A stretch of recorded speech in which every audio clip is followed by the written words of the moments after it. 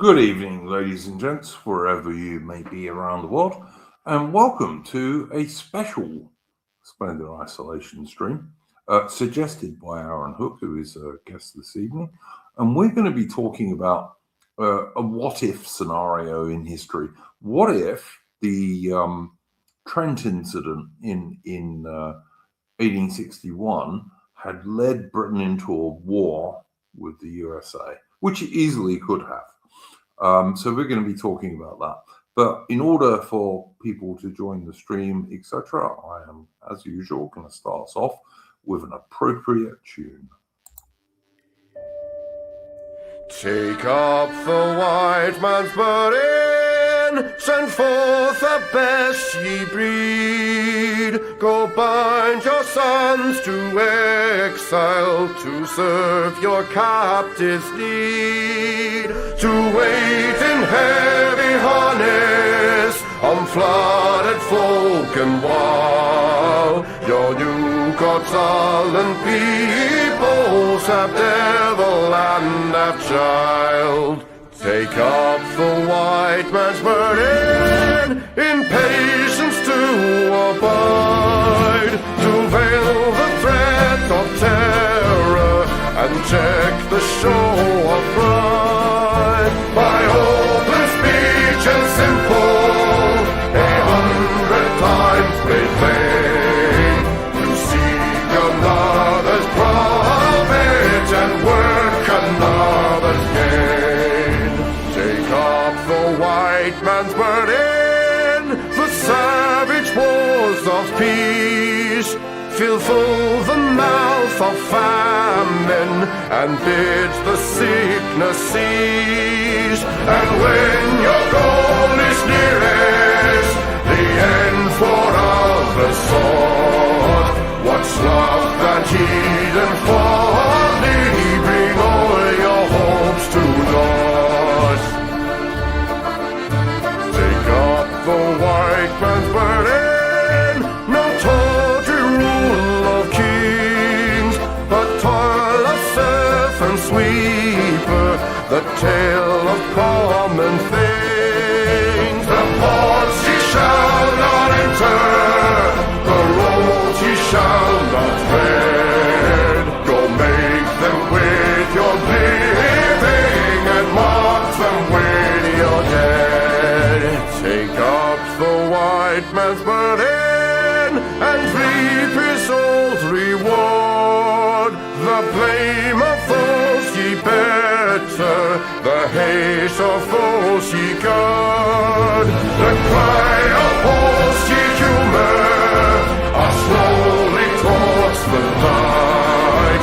Why brought ye us from bondage, a loved Egyptian night? Take up the white man's burden, ye dare not stoop to less, nor call too loud on freedom to cloak your weariness. By all ye cry or whisper, by all ye leave or do, the silent, sullen people shall wail gods and you. Take up the white man's burden, have done with childish days, the lightly proffered laurel, the easy ungrudged praise. Come thou to search your manhood through all of thankless years. No age with give or wisdom, the judgment of your peers. Take off the white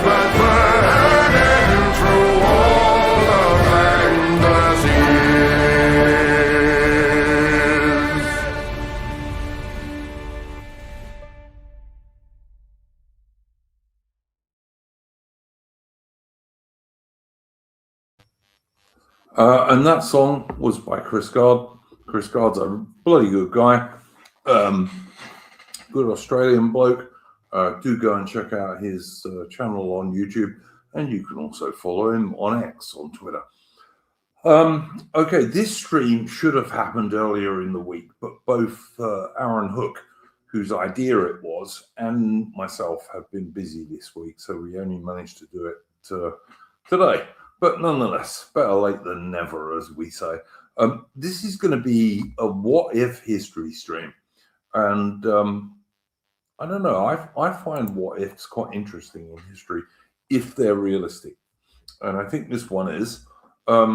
The Trent Affair in 1861, for anyone who doesn't know, a US Navy warship stopped a British merchant ship and took off, I think it was 2 Confederate diplomats who were on their way to Europe.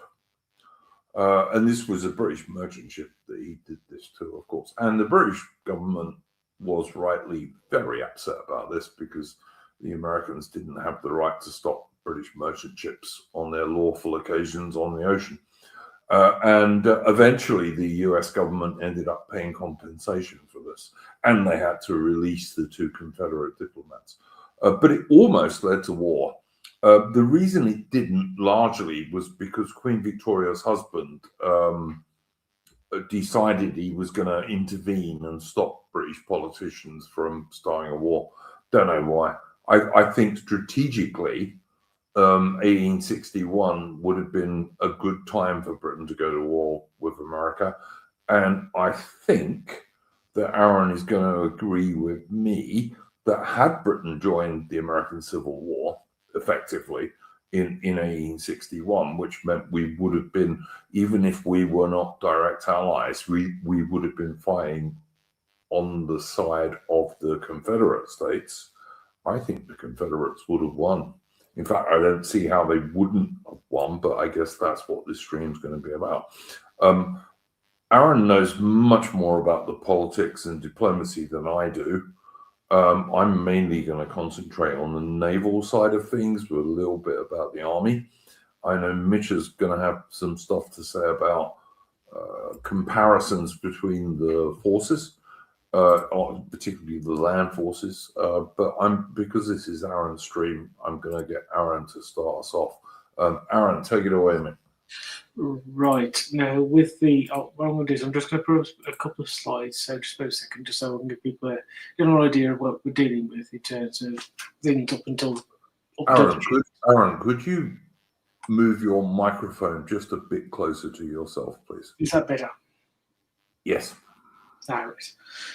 Just for a second whilst things load up. So the Trent Affair takes place in November 1861.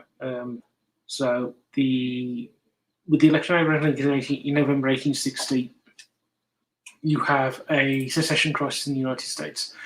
It starts with South Carolina, but then it grows across the South, except for the border state through December, January, February 1860 to January 1861, so January, February 1861. And they are doing it out of the fact that they are concerned about the issue of it's the abolition, or it's a threat of the abolition of slavery. There's a bit of confusion, which is that they think that Lincoln will abolish slavery. He wasn't actually going to, he couldn't do it, but they were fearful of that, and they were fearful of the domination of the North on the South, over the South. This had been an ongoing problem for the South since roughly the end of the Mexican-American War in 1848, where the misbalance between the North and the South had become quite clear, where the North was becoming more powerful and stronger, and it was able to impose its will on the South, for example, through tariffs. Where the South, because it had heavy sort of agricultural crops, cotton being one of the most important, they wanted free trade, particularly with Britain. But the North, wanting particularly to fund infrastructure, so building roads, railways, things like that, they wanted to put tariffs on imports and exports, imports, and so that was sort of causing a great deal of tension. And also westward expansion was another problem. Because a southerner who had slaves wanted to go west, it would take them a lot longer to get there. And so, whereas people from the north were going there and they were taking territory, they were getting there and they were establishing territories as free. And so it was a sense that for southerners that their rights were being taken away from them, of which slavery was part of it, but it wasn't. But there was a whole sort of array of sort of sense of being their rights as sort of Americans are being taken away from them by sort of the growing domination of the North, and particularly. Aaron, not to interrupt you, but I think, it's worth pointing out the whole war was not just about slavery. That's what the lefty liberals pretend today. But America was set up as a federal system where states had their own rights, and those state rights, according to many, should have been at least as important as the federal government's powers. And this was one of the central arguments, and why it's sometimes called the War of States' Rights, rather than, the lefty liberals will all tell you it was just about slavery, but that's not entirely true, which I think is kind of what you were saying anyway, Aaron. Yeah, and there's also an important thing that, especially in the South, but this was true across the United States. There was a sense that your state or your state loyalty was at least equal to your national loyalty. So you were as much a Virginian or a New Yorker as you were an American. And so that very much stemmed from the state's rights.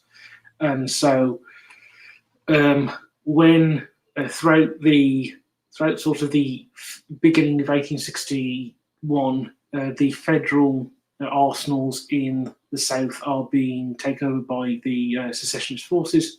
One of the few places that isn't is Fort Sumter in the port, which is a fort in Charleston Harbor, which is Charleston, South Carolina, the center of the secession in the Confederacy. And the North, and what sort of kicks off the Civil War is when a naval convoy travels down from I think it was Norfolk, Virginia. It should be pointed out, Virginia at this point hadn't seceded, and they were going to resupply Sumter. They weren't allowed through, and then the forces of what will be the Confederate States of America open fire on Fort Sumter in April 1861, and that kicked off the Civil War. And then Lincoln asked for 75,000 volunteers, and that to put down what they regard as a rebellion in the southern states. And that is what finally sort of provokes Virginia and the other border states to either secede or declare neutrality in the conflict. So Virginia secedes, Kentucky declares independence and declares neutrality and refuses to take either side. And for the image on the screen at the moment is actually the USS San Jacinto stopping the Trent. I think this, if you're watching it, the San Jacinto is on the right and the Trent is on the left. I believe that's if you're watching it on screen. And so this is the situation. Is it the ship coming towards you, Aaron? Yeah. Yep. Okay. And so this is a situation by November 1861. West Virginia has broken away. The area called West Virginia were pro-unionist, pro-union federal areas of Virginia. Kentucky, there was a battle in the autumn over the state of Kentucky where they're both Confederate and Union supporters. The Union had been able to seize control of Kentucky. And so this is the state of affairs of things when the Trent Affair takes place. Now, in Britain, things were sort of divided. You had the last phase of the economic, those who were economically involved in trade with the United States. So a lot of the cotton, the textile mills, the traders in Liverpool, the textile mills in the north of England, in the Midlands, they were firmly on the side of the Confederacy. Those who, for example, were in favour of what had been the Chartist movement and the sort of those who want to expand the franchise are supporting the union. The government at the time is led by Lord Palmerston, and though he himself is an abolitionist and has spent his time since the 1830s in his various times at the Foreign Office promoting anti-slavery, the anti-slavery cause, when he looks at the American Civil War, he sees it as a strategic opportunity to undermine the United States as a threat, which is supporting the South. So, and the Liberal government itself, there's an element within the Liberal government, among them William Gladstone being the supporter of it, who see the Confederate cause as the cause of liberty against overarching and overweening power. Another supporter of this. I think it's worth pointing out, Aaron, to people in the chat, some of whom may not be British, for example, that Britain had abolished slavery in the whole of the British Empire in the 1830s. So slavery is illegal all over the British Empire from 1834, I think it was. And in fact, the slave trade had been illegal in Britain for like 30 years before that. And the Royal Navy had been freeing tens of thousands of slaves on foreign slave ships, mostly Portuguese, Spanish, sometimes French, occasionally American, for 50 years by this stage, pretty much.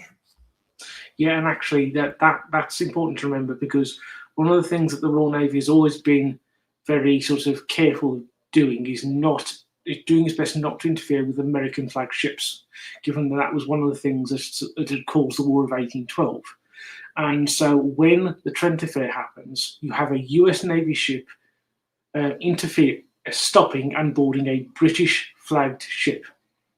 This is going completely against maritime law and going against everything that the British themselves have purposely made sure they haven't done to American ships in terms of going after slavery. And so this really goes when the Trent Affair happens. This really angers the British, because of that. Because it's also worth pointing out, Aaron, that the Americans had banned the slave trade themselves before this. Yeah. So that if like American ships were not allowed to bring slaves from Africa to America. American flagged ships were not allowed to do that. American ships would stop them too, because like the British prior to the 1830s, while slavery was still legal in America, you couldn't import any new slaves. Yeah, and we should say there was an illegal slave trade going on from West Africa, particularly operating out of Havana in what was then the Spanish. Yeah, absolutely. What used to happen is that American ships would be flagged with either the Spanish or Portuguese flag for the most part, and they would pretend to be Spanish or Portuguese, but they were actually American ships. But it was illegal under American law. Yeah. But though interestingly, the last African slave to arrive in the United States was actually, I think, December 1860, and the ship he was on actually got shipwrecked off the eastern seaboard. So just as the Civil War is breaking out, he arrives. It's a strange. There's a very good book about it. I think it's called The Last Slave. It's well worth a read if anybody's interested in that. But so this is the situation with the Trent Affair. The British are quite rightly outraged, and what actually ends up happening is, Duke, you mentioned it yourself, that Prince Albert on the British side is convincing the British to back down. The Americans, particularly Lincoln, is thinking Lincoln famously says, we're fighting one war at a time. And so both sides sort of back down. However, you can quite easily imagine this developing into a war if you hadn't had Albert there, or if the Americans had been a bit more decided not to sort of. They never formally issued an apology, but they did sort of back down. But you can easily imagine the Americans not backing down. And so, let's say you say they didn't issue an apology. They paid compensation and they let the two Confederate diplomats go. So yes, yeah. But they didn't ever issue a formal apology for that, and that was a way of them sort of saving face. It's all bung the British some money and let the two men free. but the Americans can then say, well, we didn't actually do anything wrong because we didn't issue a formal apology, sort of a face-saving measure on Washington's behalf. But as I say, you can quite easily imagine things very quickly escalating. Actually, one way things could have escalated is if the transatlantic telegraph line had been completed, because one of the things that sort of allows the temperature in the room to sort of lower is the fact that it's taking time for communication between Washington and London. Whereas if you'd had that more immediate line of communication, things really could have gone. Your war could have easily broken out. And so that's the background situation of things. Yeah, I think that's very fair. I see you have something about France here. Yeah, I just want to. Aaron, and I know both of us, we are of the same opinion about Napoleon III and France if this happens. Yeah, I should just explain that as the Trent Affair is happening, the French are leading an international intervention in Mexico, because Mexico has gone through a series of internal civil wars. They fought the Mexican-American War with the United States, and they've got a great amount of debt, which they owe to the various European powers, particularly the British, the French, and the Spanish. Now, when the British and Spanish send their forces there, they're purely there to get an agreement from the Mexicans to organise sort of debt repayment. The French are going there with an ulterior motive, which is Napoleon III wants to establish an empire which is not a direct French empire, but an empire under essentially a French protectorate. And Napoleon, the French launch an intervention in November. Well, they arrive. The international force arrives in November. The British and Spanish can, over the course of November, see what the French are doing and have no interest whatsoever in getting involved. They withdraw, and then the French in early December formally launch their intervention. And the British and the Spanish forces are basically naval guys. Yeah. Whereas the French decide they're going to land an army there. And I think it's also worth pointing out the bloke, the Napoleon III, wants to put in charge of Mexico is an Austro-Hungarian dude. Yes, it's Archduke Maximilian, who is the younger brother of the Austrian Emperor Franz Joseph. And Franz Joseph is very supportive of Napoleon III and Maximilian being put on the Mexican throne. And over the course of between 1861 and 1864, Maximilian is convinced to take the throne, and he does. And the Mexican Empire, the Second Mexican Empire, is established. There was a Mexican Empire initially when Mexico gained independence, but that is a native monarchy. So what you have by sort of by early 1862 is the French very much occupy a great deal of Mexico. And this is important to understand for when we come to sort of the fighting, when we get intervention, because it's worth pointing out, Aaron, the French eventually end up with almost 50,000 soldiers in Mexico. It's a quite considerable intervention. Yes. They have a lot of men there. Yeah, and as Duke mentioned before, Napoleon III would very much, if a war had occurred, if Britain had become involved in the American Civil War, Napoleon III would more than happily become involved, because he could see from his point of view, if the Union is defeated, his actions in Mexico are going to succeed, because the Confederates will come to terms with Napoleon III, because they will happily. Oh, thank you. Yes, I am very well, thank you. And Napoleon, the Confederates will more than likely accept Napoleon III's settlement in Mexico, and so Napoleon III can see this as a way of succeeding in that. Let's remind people, Aaron. Britain and France were allies during the Crimean War from 1854 to 1856. And at this precise time, in 1861, Britain and France are still allies, their armies fighting alongside each other in China. So, this is, we're not talking about something unlikely here. This is very likely. Queen Victoria and Napoleon III got on fine.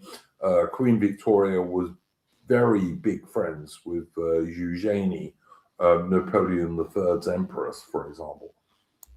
Yes, and Napoleon III coming in would bring a good degree of diplomatic clout because, as I mentioned before, the Austrians are supporting what Napoleon III is doing. So on the diplomatic front, the Austrians would be on the British side if the Trent Affair had gone sort of hot, as it were, into a war. And also, I should mention that this is on a very small scale. The Spanish were actually in the Dominican Republic. There had been in fact, it was November 1861. There'd been a military coup, and the man who became effectively dictator of the Dominican Republic, as soon as he took power, declared that the country was going to become a Spanish colony again. And the Spanish recognised that. So the Spanish are operating in here, and so the Spanish, more than likely, if Napoleon III is involved and the Austrians are involved, are going to, at least on the diplomatic front, become involved in supporting the British and the French, because they can see this as a way of securing the Dominican Republic, Santo Domingo, as it would be referred to, the Spanish Haiti, as they called it.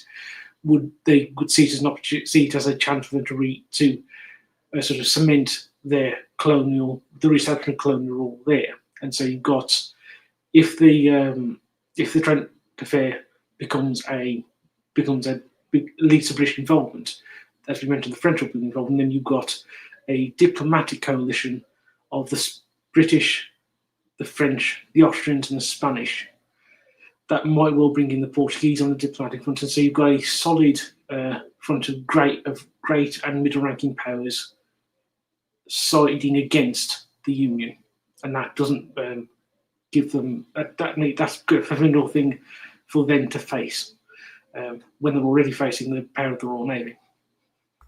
All right, let's talk about practical forces and stuff like this. In 1861, Britain began reinforcing the Canadian garrisons in 1860 as things became more unstable in the USA. And by 1861, Britain had about 20,000 troops, regular troops, in the Western Hemisphere. They weren't all in Canada. There were British troops in Bermuda. There were quite a lot of British troops in various West Indian colonies and this kind of stuff. There were also officially something like 20-odd thousand Canadian militia in Canada, the local Canadians. And those guys were probably at least as well trained as the early troops in the American Civil War. And they were similarly armed. Like they all had rifled muskets, like minis and Enfields and what have you.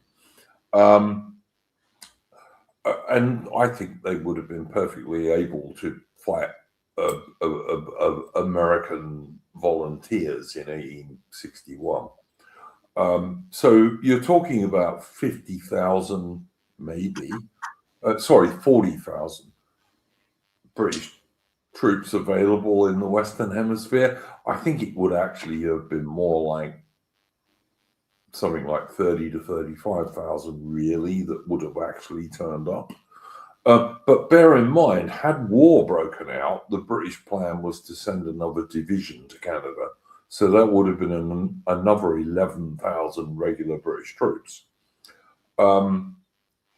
The British war plan, insofar as it existed, was to invade Maine in America, which I think Britain could have done quite successfully. You have to, and I'm going to bring Mitch in on this in a minute because I know he wants to talk about the troop side of things.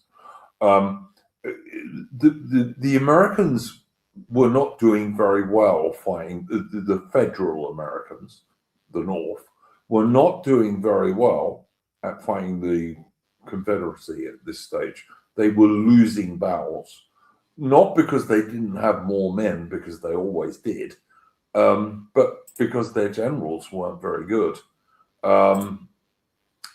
Robert E. Lee was actually offered command of the federal forces at the beginning of the American Civil War, and he declined and said, "No, I have to fight for my state, which is Virginia." And Robert E. Lee was probably the best American general, although Stonewall Jackson was damn good too, who was also a Confederate Southerner. But anyway, the Americans weren't doing all that great. The federal Northern Americans were not doing all that great against the South at this stage in 1861. Bear in mind, the American Civil War goes on to 1865.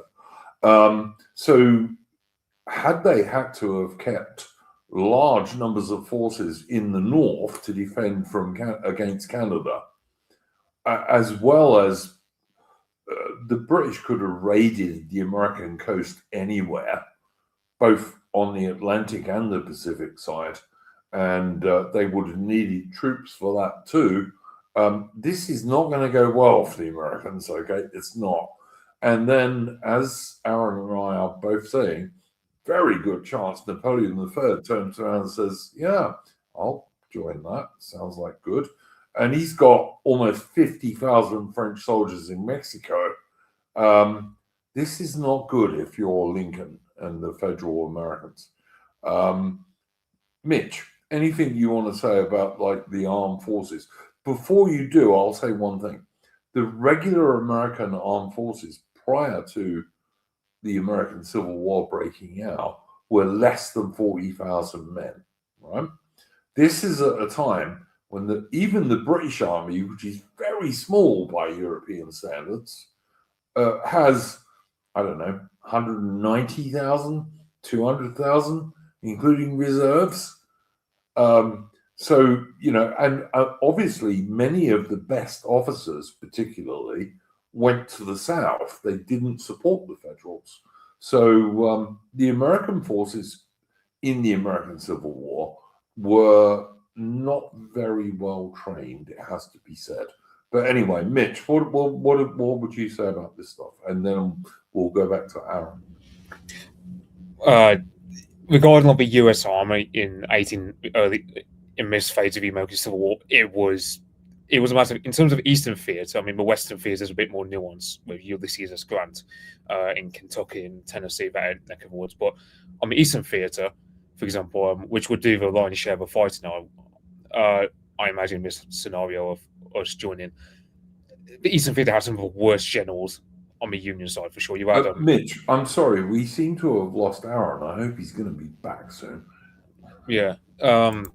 Yeah, so for example, the first battle of the Civil War was at a place called, it's called two different names depending on if you're Southerner or Northerner, but Bull Run or Manassas, first battle where the Union were looking set to win. However, Irving McDowell, who was the Union general, for whatever reason, he decided to dither in this critical time period. So inside of like 3 to 4 hours, he just does nothing. He doesn't capitalize on his advantage against PGT Beauregard, the same Confederate general who bombarded Fort Sumter earlier that year. So what happened is Stonewall Jackson with his brigade, they used reverse slopes to shield their advance, to mask their advance, and they completely chuck back the Union advance. And so it's after this that you get Lincoln, instead of saying he wants 75,000 volunteers, he's now having to escalate it up to 500,000. But the problem is, at this point, the Federal Army was before the Civil War, it was 16,000. It was pitifully small. There weren't enough officers to train all the volunteers. So when you get these battles, like for example, George B. McClellan leading the Army of Potomac, it is more like, on one hand, they don't lack for food because George B. McClellan was a good quartermaster and a good logistics guy, but he had no business in field command, for example, because he hated the idea of bloodshed. He really hated the idea so much so that he never liked to go on the attack. He would just dither and just sit on the sideline. So when you got someone like him, and he's like one of the most senior American generals at this phase of a war, that's the state of American leadership. You have guys like Ulysses S. Grant and William T. Sherman. but it's not till much later in the war that they really rise through the ranks. But at this moment in time, in terms of 1861 into 1862, you've got, you got George B. McClellan being the main general, and he has no business in field command. After him, you get guys like Ambrose Burnside and Joseph Hooker, who also, they are pretty poor generals, and they get pretty handily beaten by Robert E. Lee. Battles at Fredericksburg and Chancellorsville. It was only you do have George Meade, but this is 1863. You're talking when George Meade gets into the Army of the Potomac, and even then, he still suffers heavy casualties at Gettysburg to the point where he can't actually destroy the Confederate Army, and the war still has to drag on for another 2 years because, and it's if you want to also get an image, for example, Stonewall Jackson had something like an army of 20,000 or 30,000, something like that, in the Valley campaign. But because of how aggressive he was in the first battle, which he actually lost, called First Battle of Kernstown, you just had the Americans, they had to strip forces from their Army of the Potomac to show up Washington. So you just have this situation where on the army side of things, another thing is because the Federal Army was so pitifully small, they had to depend upon the states to provide men as well as equipment, which different states will have different value of contribution. So, for example, a state like Maine will contribute a guy like, I forget his first name, Chamberlain, who leads the Maine regiment at Little Round Top at Gettysburg. You've got Ohio, which is a big contributor, which is where Ulysses S. Grant comes from.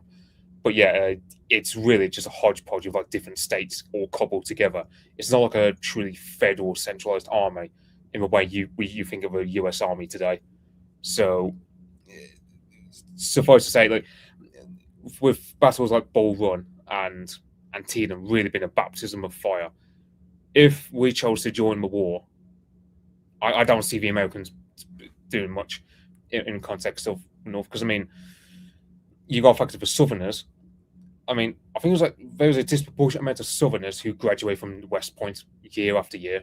There's a reason why, for example, some of the most capable Southern generals of war were guys like Robert E. Lee, Stonewall Jackson, James Longstreet, as well as Nathan Bedford Forrest, who, in that case, Forrest, who was the best cavalry commander probably of that time period, I would argue. He didn't go to West Point, but he was a very capable guy.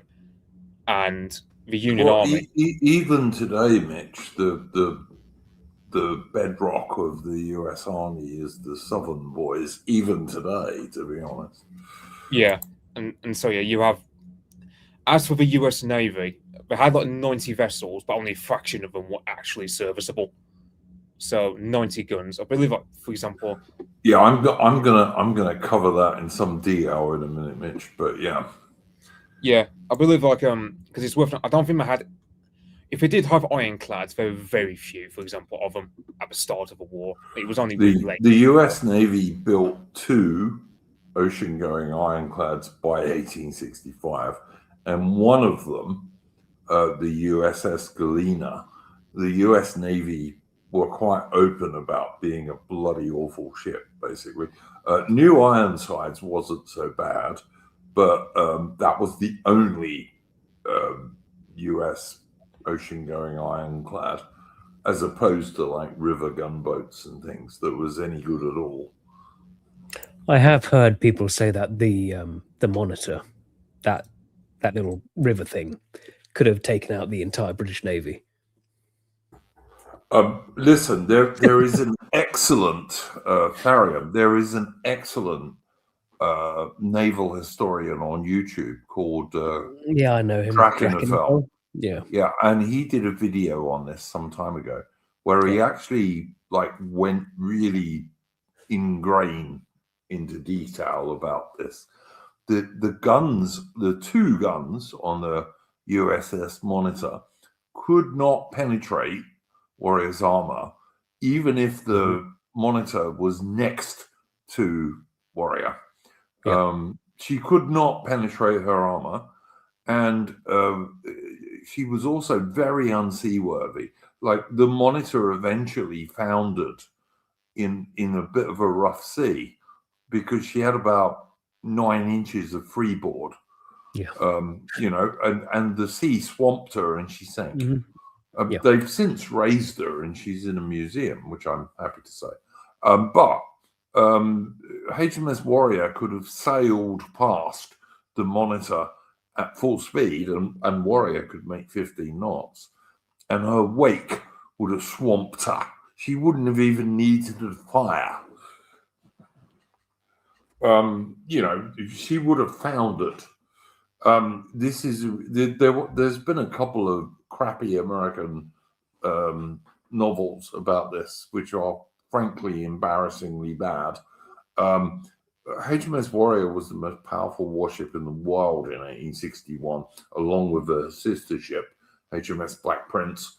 And the Americans never had any ship that could possibly have faced her. Not for a second. And I think I actually put this on the Discord. Let me go back and check because I researched this. Hang on. Let me put Aaron back on the stream. Aaron's been having problems with his internet, by the way.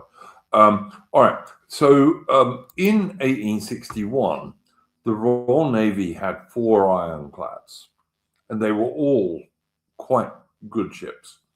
In 1862, they got another 6, which gives them 10.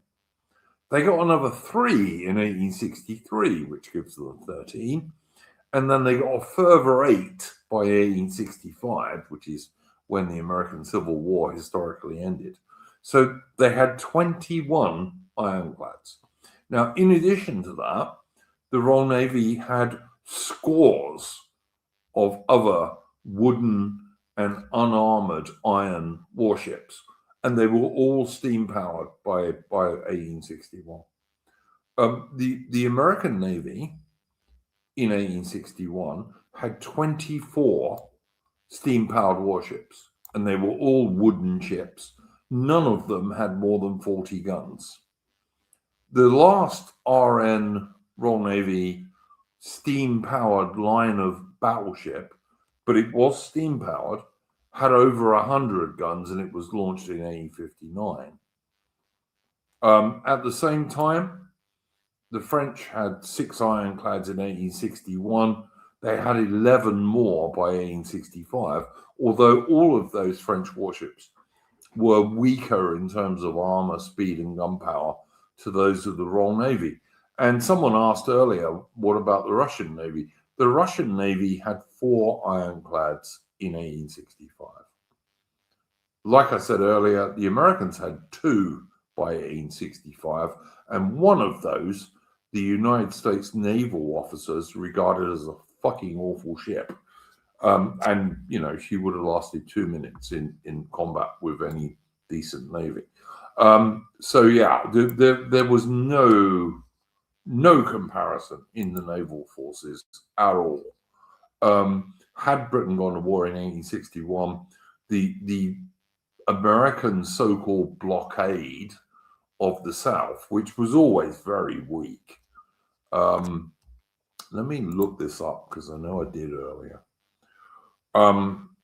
In 1861, the American blockade only managed to capture 28 vessels going into the South, into the Confederacy, while 150 vessels managed to land and discharge their cargoes and leave. So the American blockade of the South was always very weak. And if Britain had gone to war with America in 1861, that so-called blockade would have been swept away in a matter of weeks. And in its place would have been a British blockade of all the northern ports, which would have totally stopped all American trade. And we would have done the same on the Pacific coast as the Atlantic coast.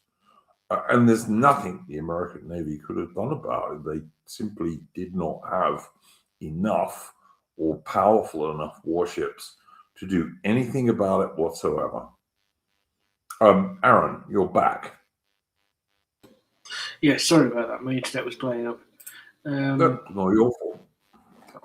Yeah, I just want to. I can see that somebody brought up the question about the Russians and the Prussians possibly joining in, and it's becoming a global war.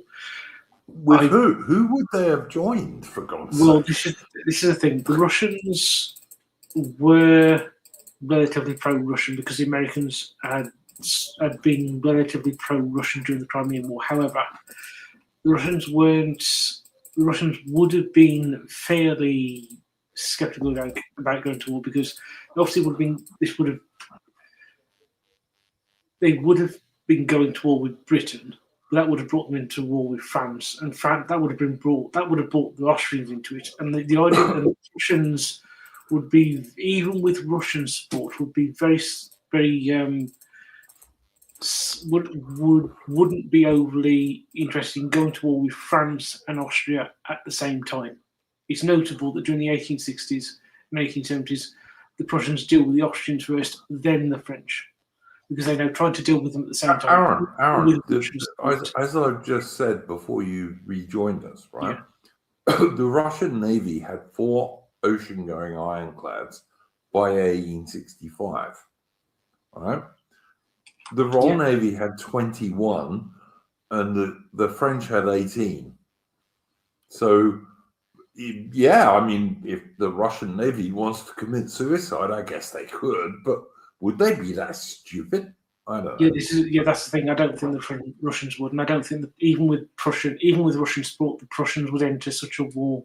If you understand me, but because if you do, obviously, as I mentioned, the French are going to be drawn in, obviously, and then the Austrians will be drawn in, and the Prussians and the Russians on mainland Europe going up against the Austrians and the French. It's not a recipe for victory for the Russian and Prussian side. So no, I don't think it would turn into a global war at all. No, because none of these countries have navies worth the name. And as I said earlier, like the US Navy by 1865 had 2 ironclads, one of which was an absolutely useless ship, according to her own officers. So, yeah,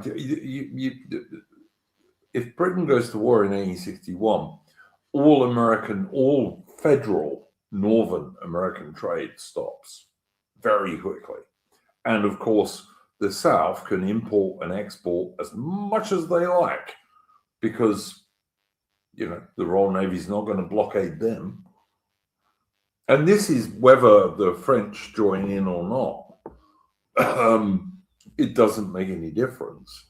The naval balance of power is ridiculously on the side of the Brits. Like, to give you an idea, the American Navy in 1861 relative to the Royal Navy was not even as powerful as the very weak Royal Navy today is compared to the American Navy.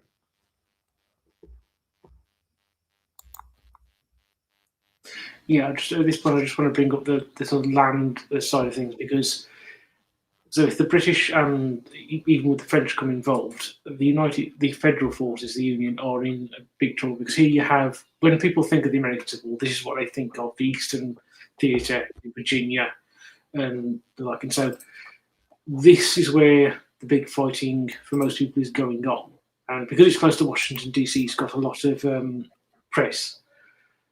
But as you mentioned, Duke, if the British entered this war, they would be attacking from the north, from Canada into Maine, and so that would have drawn troops from the Eastern Theatre up north to defend that.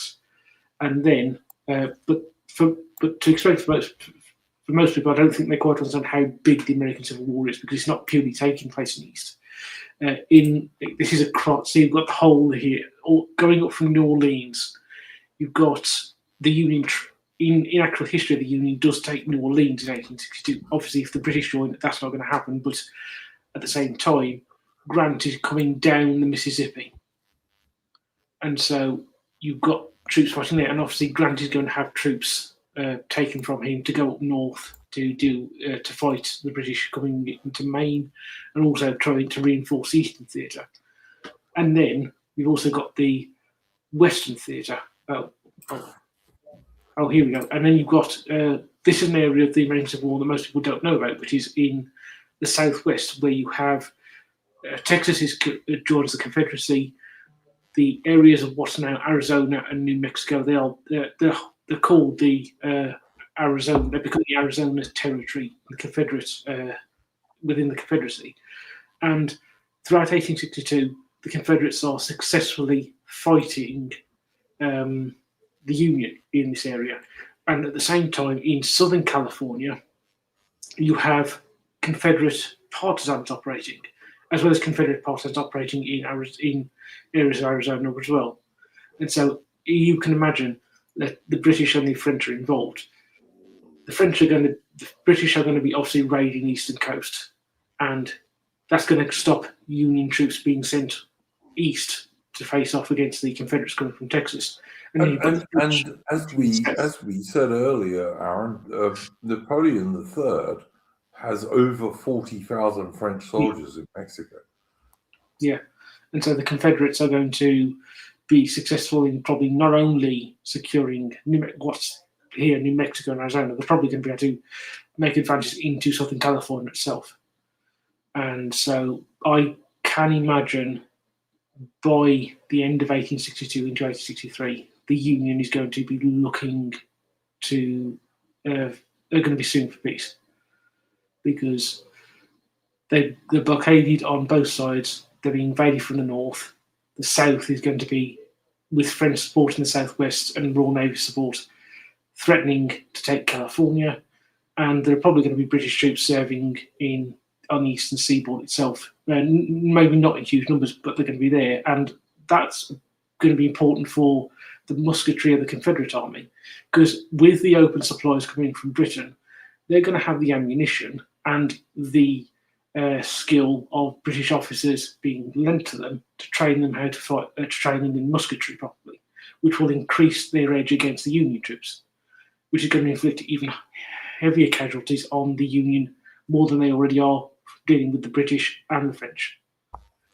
Another thing I'd say, Aaron, is that for the Crimean War, and specifically designed for the Baltic, the British in the 1850s, late 1850s, were building hundreds of steam-powered gunboats, very heavily armed, steam-powered, small ships, perfect for rivers and bays and all this kind of stuff. Like I said, they were designed to take the Russian forts in the Baltic. And these things would have been absolutely perfect to operate on American rivers and what have you. And Britain had, I don't know, something like 180 of these things, many of which were not completed until 1858 and 1859, because, of course, the Crimean War finished in 1856, so they slowed down building them, but they still had them. And we could have manned them quite easily. They didn't need big crews. If Britain goes to war in 1861 with the Americans, even if Napoleon III doesn't join in, the Americans are in deep shit, basically, the federal Northern Americans. Fariam, you have joined us. Did you have any particular points you wanted to bring up about this subject? I mean, one thing you do see coming up time to time is the Americans who are convinced that the American forces at this time could have absolutely steamrolled all of the European forces in the field. Bollocks, frankly. Yeah. It's just like the scales, the training, and just everything. There was just such a world of difference at this point. There's a very good video on YouTube that I put on the Discord channel, and if you, I guess I should try and find it. But it's by an American expert, historical expert. It's not by a British guy, it's by an American. And he points out that the American armies in the American Civil War never used rifle muskets properly because they just didn't receive the training to do so. unlike the British, for example, or the best of the French troops. Not all of their conscripts, but like the best French troops. I'm going to try and find this. But even, I mean, like, you take any of the armies, though, the British, the French, the Prussians, whoever, it wouldn't have been a fair fight. Oh, the okay. Americans. I've found it. I found it, Tharium. Go and look up a channel on YouTube called Paper Cartridges. And the video you need to look for is called The Tactical Influence of Rifle Muskets, 1849, 1866. A nerdy musket. Hang on. What does he go on? Yeah, just This is an American dude, by the way. It's not a British dude. This is a nerdy musketry deep dive where he points out that the American soldiers, because of their lack of officers and NCOs, experienced officers and NCOs, they were never trained to use rifle muskets like the Mini and the Enfield and the American version of that, which I can't remember the name of now. They were never trained to use them properly, so they only really used them at close range. Whereas British soldiers, who were long service regulars, were actually trained to use them properly, and you could cause serious casualties to your enemy at 400 yards, which was impossible with a smoothbore musket. I mean, we'd been doing that since the Napoleonic War. Yeah, then we've been getting better, but I mean, you had the Rifle Brigade and the 60th King's Royal Rifle Corps in the Napoleonic War, but by the 1850s, all British troops pretty much were armed with rifled muskets, which gave you 3 times the effective range of a musket. Yeah, and actually, the bloke who runs that channel, Paper Cartridges, is called Brett Gibbons. He wrote a book. I know you've read it, Duke. I read it just before Christmas, called The Destroying Angel. The Destroying Angel, yeah. And he, in fact, in that book, he makes the point that the British Army, when they were training, doing this musketry and making it a universal thing, one of the things in their mind is they're going to be going up against, they're using this musketry against an enemy who is not as well trained. So in this scenario, it's almost a textbook war for the British to fight. This is what they're trained to fight against an enemy who doesn't know how to use their rifles, whereas they do. Yep, 100%. 100%. Sorry, Farium, anything else you wanted to say at this stage before we move on to something else? No, go ahead. Yeah, I just brought up this map, Duke, purely because you mentioned those steam boats you were mentioning, the ones that could be used in rivers and lakes, and you can just imagine the steam gunboats that were built for the Baltic in the Crimean War. Yeah. And you can just imagine that these are the Great Lakes here, and you can just imagine them coming down the St. Lawrence River into the Great Lakes and causing very hell for the in Michigan. And importantly, here, if you see, you've got Pennsylvania is a very large state on the right-hand side, where, at least from where I'm sitting, and you've got Ohio. And the state that borders directly south of Ohio is Kentucky. And I can imagine in this scenario, the Confederates taking back Kentucky, and possibly you could see a British invasion from Ontario in Canada into Ohio to connect up with them. So it's cutting the eastern seaboard off from the rest of the United States.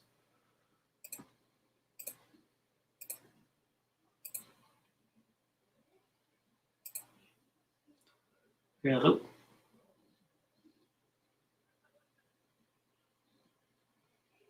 Yeah, I hear you. Oh, sorry, yeah, no.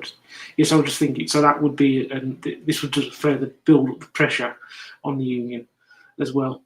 And so, as I say, I think by early 1863, you would have seen the Americans, the Union, sue for peace.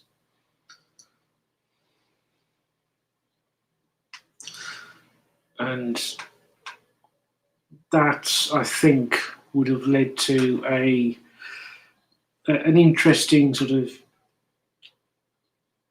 post-war settlement in terms of territory, because the British probably would have taken some of Maine, which you can see if you're on the very far right up at the northern bit of the green part on the American side of the map. That northern part of that probably would have been taken by the British, and I can imagine areas of New York being taken, particularly along the St. Lawrence River, given the British complete control of the St. Lawrence River, and therefore thereby allowing them to dominate the St. Lawrence River, the Great Lakes, particularly its entrance, permanently. That was the other thing I thought of earlier. The comment Paul Verbeck made. Because I was thinking, like, in that Gangs of New York movie, there's the scene where they're sort of making all these new immigrants in New York go fight for the Union side. Like, how much of an impact were actually all these immigrants for the Union forces? Well, in terms of because I think it was Irish in that, and the thing is, both sides had Irish brigades, and famously there was a Battle of Fredericksburg where you'd have one Irish brigade, or at least very least regiment, fighting against another Irish unit on the Union side, directly opposite. And if anyone's watched that film, Gods and Generals, shows that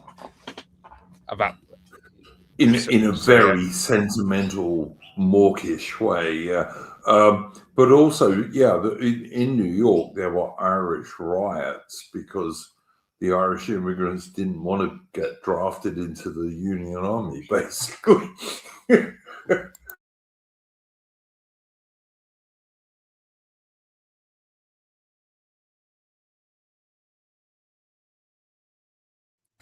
Sorry, guys. Dead air. So I don't know. So, do you think it was a big help for the unions, or not so much? I think to some degree it was. Yeah. Not a few Irish immigrants to America were former British Army soldiers, for example. So it probably was. But like I said, there were riots in New York because Irish immigrants didn't want to be drafted into the Federal Army. They didn't give two shits about slavery, basically, or the South, Yeah.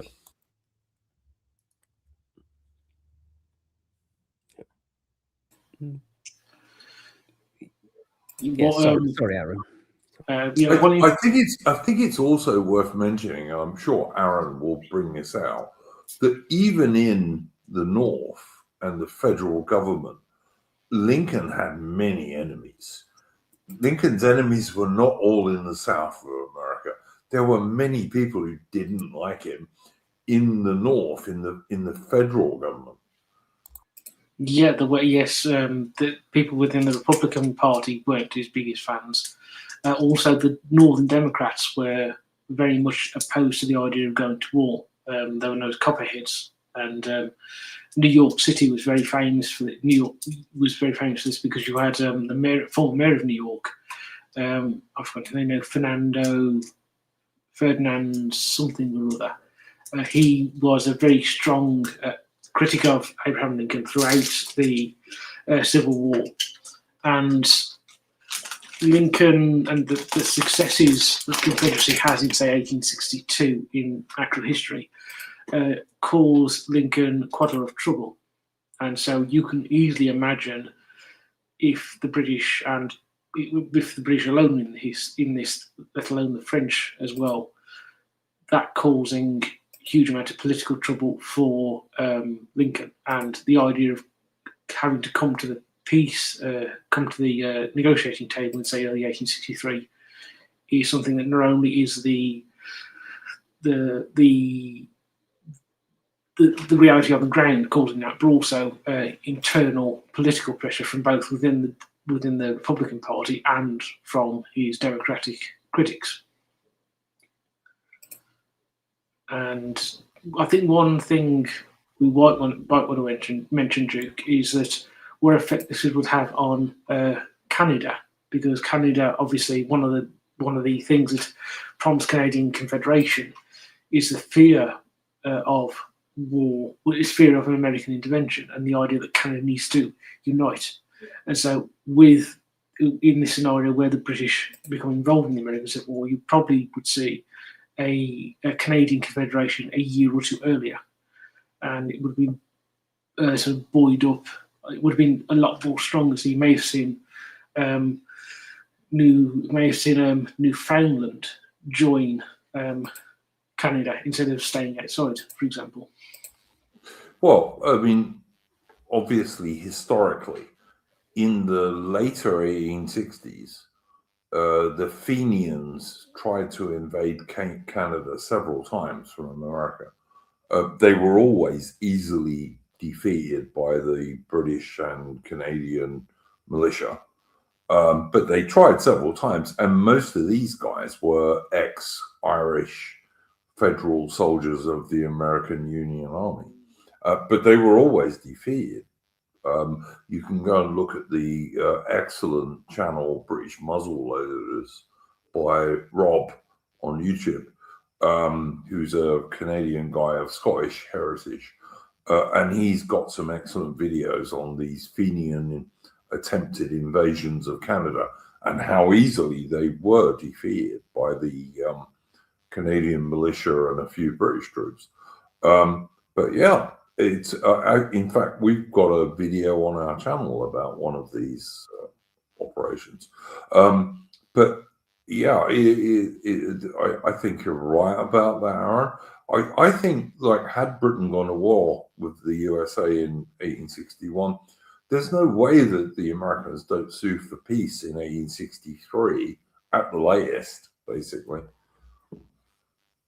Because they can't win in that situation. They just can't. Because the thing that enabled them to win, apart from the fact they had far more industry and far more people, was they were able to blockade the South, kind of. But that would have all been swept away in weeks if the Royal Navy gets involved. Yeah, and I'm just going to bring and up their own trade would have been totally blockaded. Yeah, and I'm just going to bring up this map again, just so we can see what the situation would probably look like for the post-war settlement. So, more than likely, let's say, but now in early to mid 1863, the Union has come to the negotiating table, and the peace settlement is being hammered out.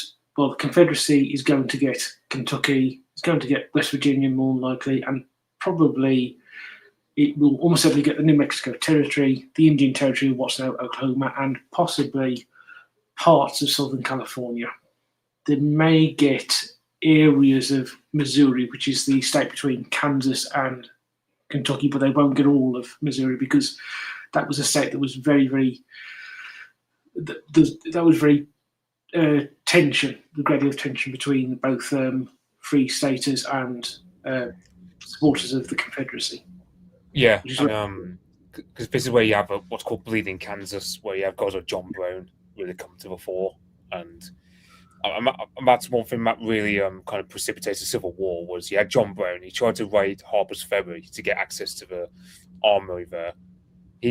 Robert E. Lee is actually tasked with stopping the guy, and he and all his accomplices are arrested, and then John Brown is executed. The Northerners were all celebrating what he did, and this disgusted the Virginians because they still had a memory of Nat Turner from the 1830s, like slave rebellion, where men, women, and children were killed off, which is one reason why the Confederacy splits off, because it's like you have a lot of bloodshed in Kansas and Missouri kind of area, and a bit like Haiti with the French, Mitch. Yeah, but that's a big reason why the Southerners are very sort of touchy about when they saw the Northerners celebrating John Brown after the failed raid in Harper's Ferry. Yeah, you understand the tensions on the southern side, why they felt it wasn't necessary to secede, and Virginia was the last because it's really long-winded, but let's just say they didn't like the fact that Lincoln was asking tens of thousands of volunteers to drum in and march into states like South Carolina over a state's rights issue. So maybe from their view. Yeah. And also Look, I agree with all of that, but I would also say that even if the Confederacy wins and gets independence from the USA, I still think slavery is going to die sooner rather than later because it's not an efficient system. I think at some stage in the 1880s, it's going to end anyway. The 1880s at the latest, people like Robert E. Lee were not big-time supporters of slavery. They were not. Yeah. I remember seeing some stuff even like in the years before this in America. They were realizing, it's actually more productive if we just pay people wages rather than having slaves do it. Yeah, and there was a book called The Impending Crisis of the South by a guy called Hinton Scott Helper from 1857, I believe it was, where basically it was just like this book saying we need to ban slavery, but it wasn't saying because of egalitarian stuff, like what, because a lot of American libtards, they seem to think that everyone who fought on the Union side, they were all like these bleeding heart liberals. And no, they weren't. They hated the blacks just as much as the Southerners did. They just wanted to get rid of slavery just to ship them all off over to Liberia. Yeah. Like Abraham Lincoln did. Like he wanted to ship them all back to Liberia. If you see the European newspapers at the time, because then you're getting an outside perspective, they all say, "Oh yeah, up north they hate the blacks way more than down south." At this time, yeah, that's pretty fair. It is. That is pretty fair. Listen, guys, I'm going to do a little channel admin because we've gone over an hour. Please hit the like button, guys. It helps the channel a great deal. Doesn't cost you anything. Takes about 2 seconds to do. Also, if you want to support the channel or ask a super chat question of anyone on the panel, you can do so via Entropy, and that is pinned at the top of the chat on YouTube. But yeah, I think we're all agreed that if Britain goes to war in 1861 over the Trent Affair, the federal northern USA is pretty fucked, basically. Now, I'd just like to, just on the issue of the abolition of slavery, I do think it would have taken place in the Confederacy, but I think it would have taken into the 1890s, not necessarily because of the people at the top saying the Confederal government would have been opposed to it. They probably would have come round in the main by the early 1870s, the idea of slavery eventually being phased out. But even during the American Civil War itself, there was a lot of sort of tension between the state governments and the government in Richmond. So, for example, the governor of Georgia, a man called Robert Toombs, was constantly fighting Jefferson Davis at every turn over pretty much everything. But I think he would have had a sort of holdout in the states, and that would have slowed things down. I do think, though, the abolition of slavery would have been an inevitability, but I think it would have taken place by the 1890s rather than the 1880s. And also, things would have been sped up because one of the things that sort of hits the South in the 1880s and 1890s in actual history, and into this sort of what we in Britain call the Edwardian era, was something called boll weevil that attacks the cotton crop that comes out of Mexico.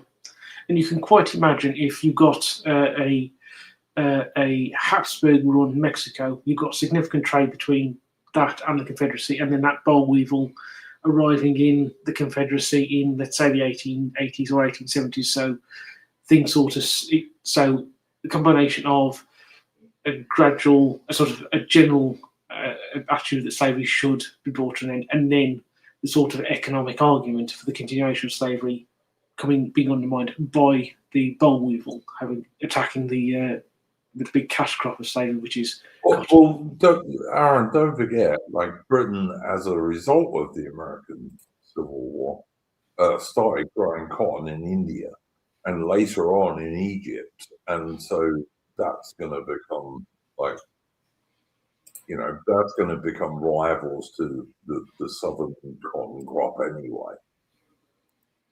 Yeah, but but that's going to take some time. This is what I mean.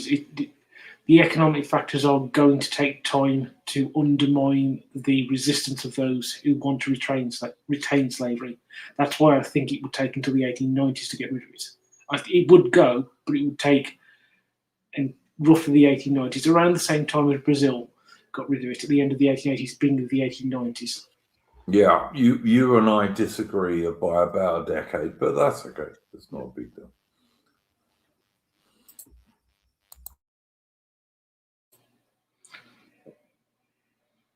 Oh, I'm just going to ask just going to answer the question in the chat, Duke. I think it's Angelicus Domain. He says, "Do you think it may have persisted longer if the Confederates had tried the Golden Circle idea after the war?" Actually, that is something that's quite likely to actually occur after the war. And for those who don't know, the Golden Circle was this idea among this is pre-American Civil War in the 1850s. People who think the South's future is in Latin America and in the Caribbean, and so they want to create what's called a golden circle. So this will be Mexico, Central America, areas of the Caribbean, particularly Cuba, and they see this as a way of reinforcing the South's geostrategic and economic strength as a counterbalance to the North. And so if you have, let's say, the American Civil War ending in 1863 with the Confederate independence, you would have seen quite likely, for example, Mexico coming under a sort of Confederate protection, because let's say, whilst the American Civil War ends differently, Europe isn't going to change that much, and so the French are still probably going to be defeated in 1870, and so Habsburg Mexico is going to need a new protector, and the Confederates are there. And so you could probably see Mexico becoming a semi sort of protectorate of the United States, of the Confederacy. And then you could see, say, let's say the Confederates try to buy or even go to war with Spain over Cuba. And the British and French, for example, are not going to stop the Confederates from doing that in the 1870s, for example, 1880s. Because why would they? Spain doesn't. No chance. As we said at the beginning of this stream, slavery was illegal in the whole of the British Empire from the 1830s. I think it's also worth pointing out that if Britain goes to war in 1861, like part of the British negotiations with the Confederates might have been a commitment to get rid of slavery. It might have been. Yes, I can imagine that, but I can also imagine the Confederates sort of not putting an end date on that, shall we say. So they will try and allow themselves to have it ending in according to their... I tell you what, Aaron, right, listen, you and I have slightly different opinions on this, but I don't think it's going to last 20 years after the American Civil War. I just don't. In the South, if the South is independent, I still don't think it's going to last 20 years. The reason I do think it is partly because of that economic argument, but also there's the structure of the Confederacy itself. The Confederacy does not allow the Confederate government to abolish slavery. It has to be done by the states, and that's why it's going to take so long. For sure. Listen, we're arguing about a decade. But, yeah. All right. I don't know. I think the main point of this what if is there's no way the Federals win. There's no way the northern states under Lincoln win if Britain goes to war in 1861, let alone if Napoleon III joins in, which he very well might. I think that's the main purpose of this stream. I think from a historical, strategic point of view, it would have been a damn good war for Britain to fight. but you know, Yeah, and it changes everything. All right, you know, Aaron was just talking about the Franco-Prussian War, for example. I think all of this may get altered by that to some degree. You know, butterflies and you know, butterfly wings in history change so many things. So who knows? You know? It's like let's say the French, because the thing about the Austrians was let's say they get on board with us and the French taking on the Federals. That would mean that Austria doesn't have the same diplomatic isolation they were experiencing in the lead up to the Austro-Hungarian Compromise. So let's say Prussia goes to war with the Austrians in 1866, as they do in our timeline. Perhaps in this other timeline, things don't go the Prussian way as much. Like perhaps France would join in, or you'd have some sort of Anglo-French siding with Austria, because in our timeline, the Austrians were neutral in the Crimean War, so we weren't particularly caring about the Austrians too much. And also the Austrians again need support either from the Russians, because that also irked off the Russians when Austria almost sided with us in context of the Crimean War. So yeah, and the other thing is, I do wonder why we didn't join the Confederacies on a strategic level. I mean, you got to factor much of the American Army's officer corps came from the South. Like you think of guys like Stonewall Jackson, James Longstreet, and Robert E. Lee, among others. You know, it would make sense if we were to decouple the South from the federal government, because then you're not just robbing the Federals of like a huge chunk of land that you can use as a bulwark against them, but also it's a matter of you're literally depriving America of some of their best military. It's like, you know, if you were to go to war with Germany and you would say, okay, you're going to chop off Prussia and give it to the Russians in a hypothetical war, that's kind of like the same result, because you're just decoupling Germany, hypothetically speaking, from a sort of strong military elite or like strong military demographic. So, you know, it's a wonder that we didn't help. It's a wonder we didn't.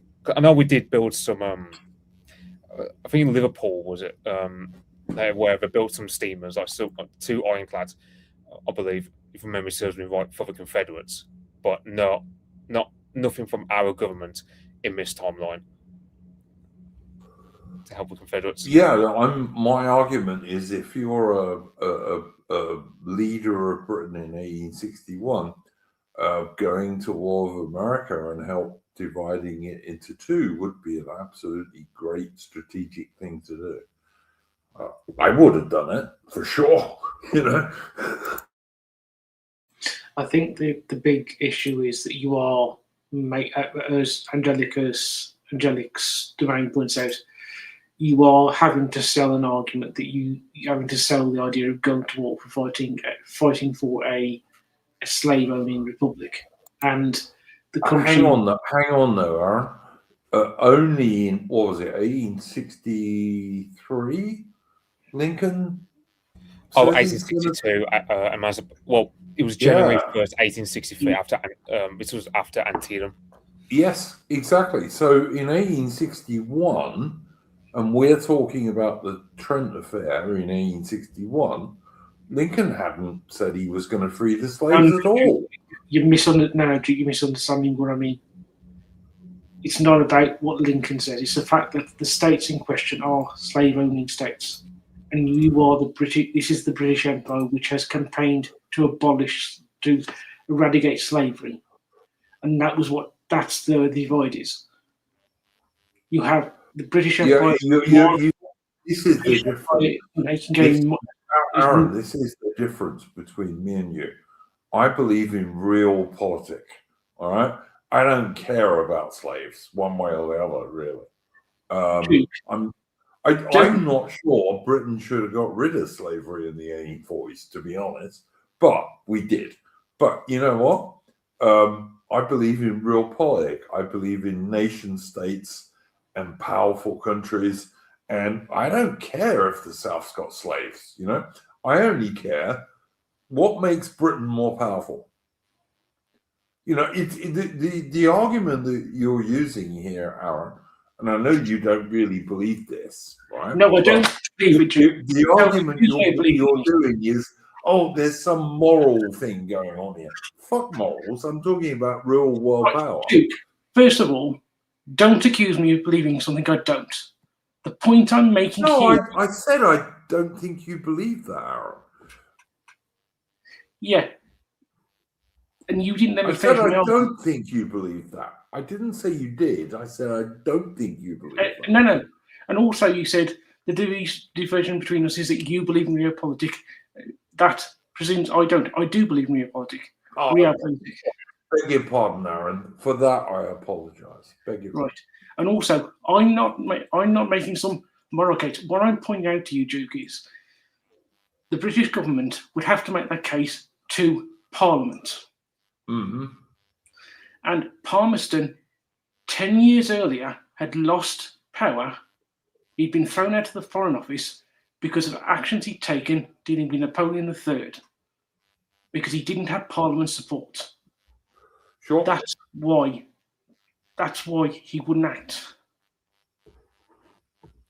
Yeah, fair enough. Look, I don't disagree with you about that, but yes, you've got to. I think you could have made the argument that this is good for Britain and just ignored the slavery side of it. I really do. Yes, you would have got the lefty liberals of the day, you know, the abolitionists and all these arseholes. You would have got them making a fuss. But I think you could have convinced the British public that it was worth doing. This is no true. The abolitionists weren't just lefty liberals; they were across the board. Yeah, some of them were. Yeah. No. Well, I think they were all lefty liberals, really. But all right.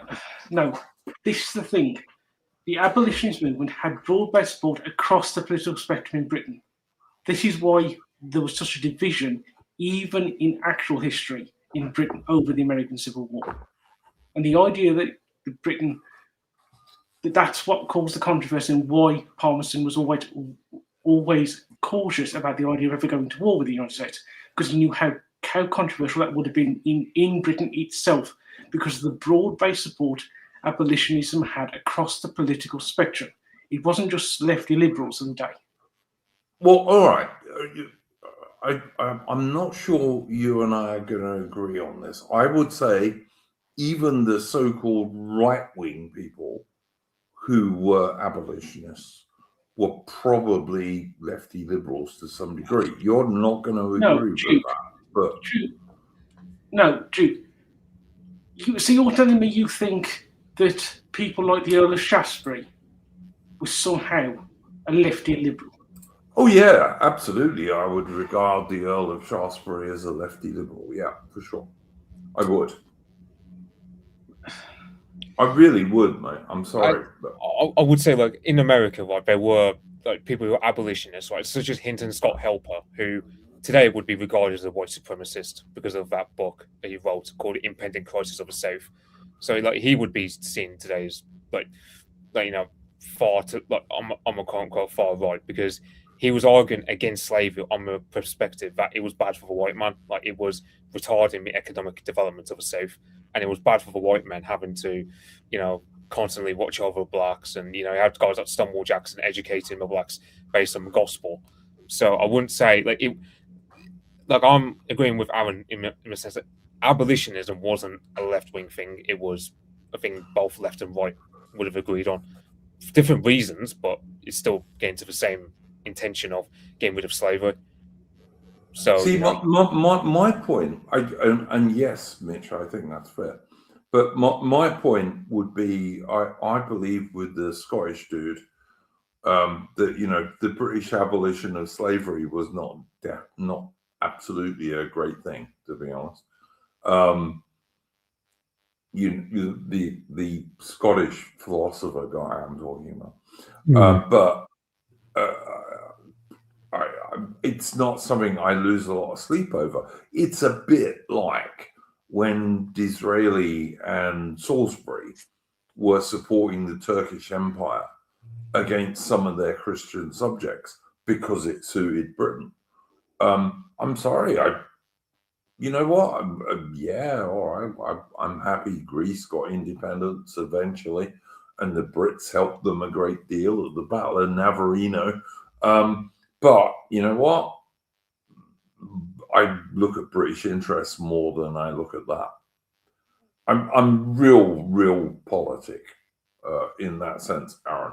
And yeah, the Earl of Salisbury, I think he was a lefty liberal. I really do. He wouldn't be today, of course, but you know the lefty liberals of today are insane. But I wouldn't have supported the Earl of Shaftesbury back in the day, not at all.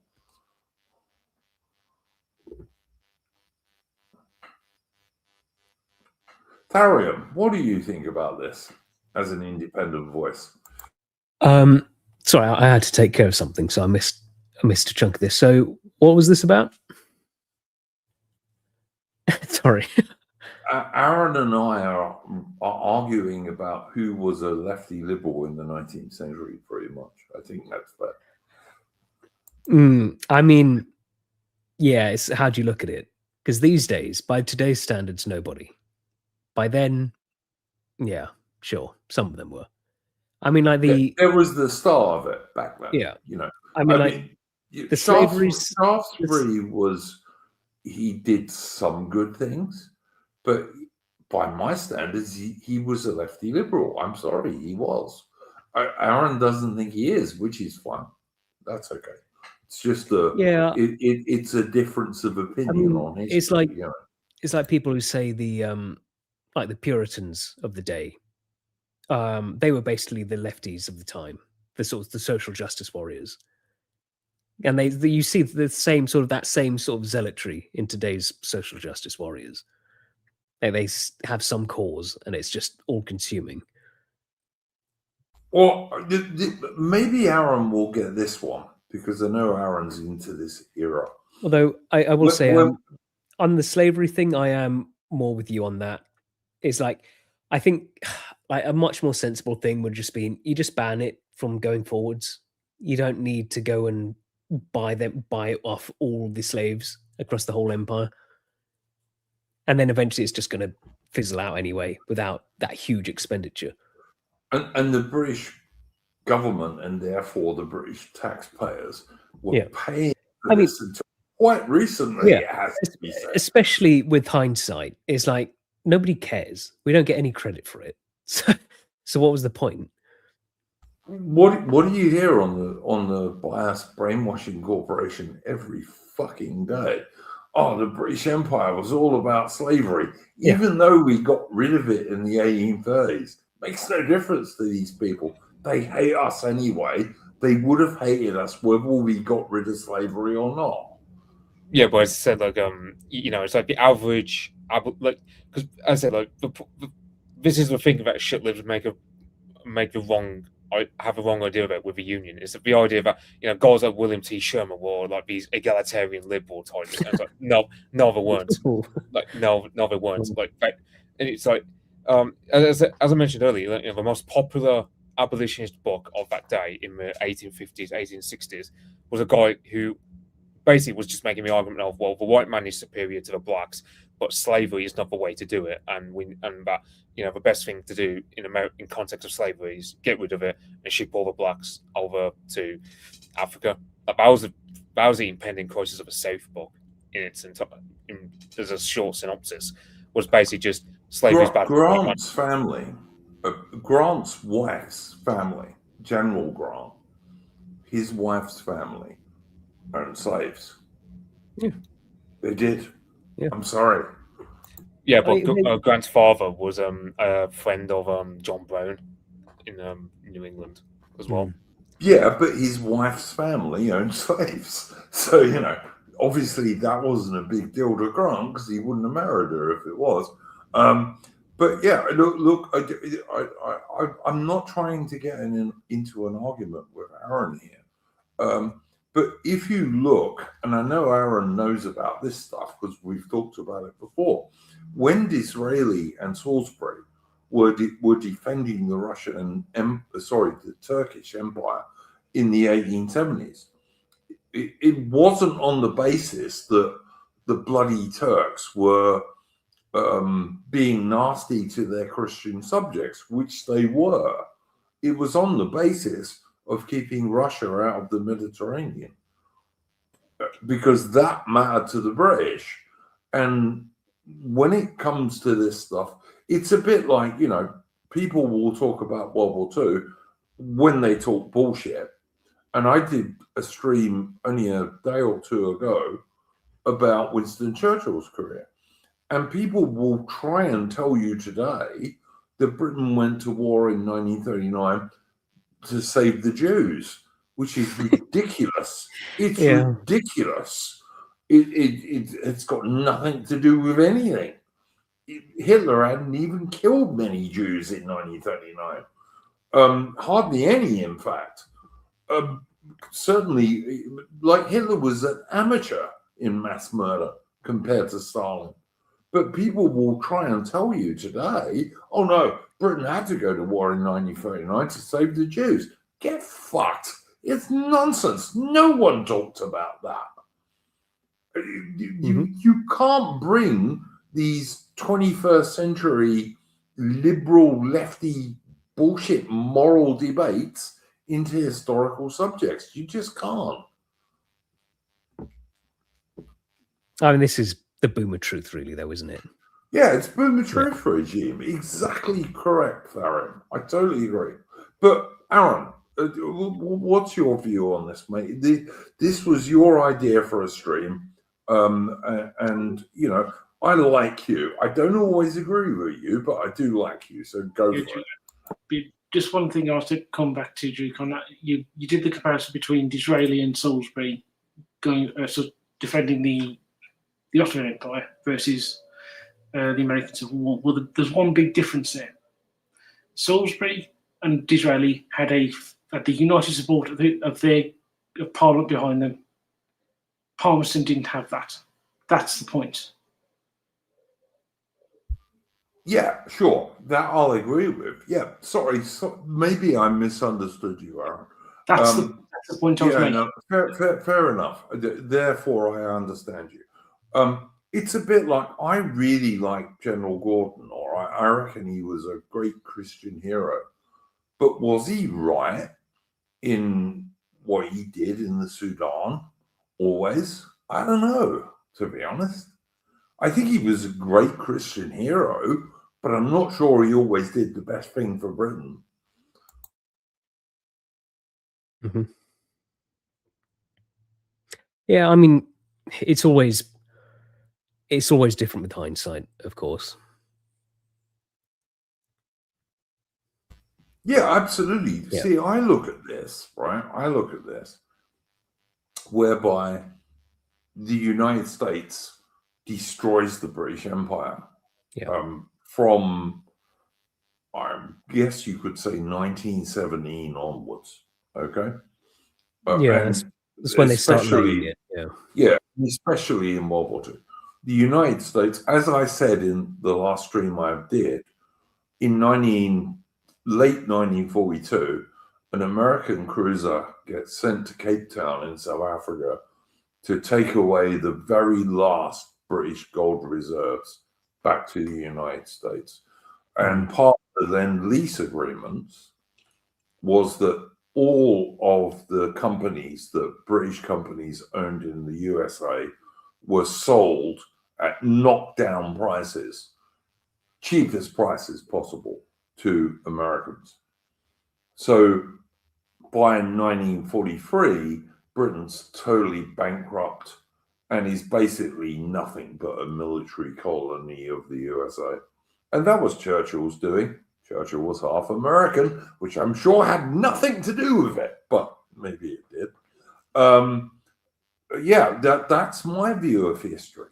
All right. I don't look at history morally or anything like that, because that's a ridiculous way to look at history. You look at history about power.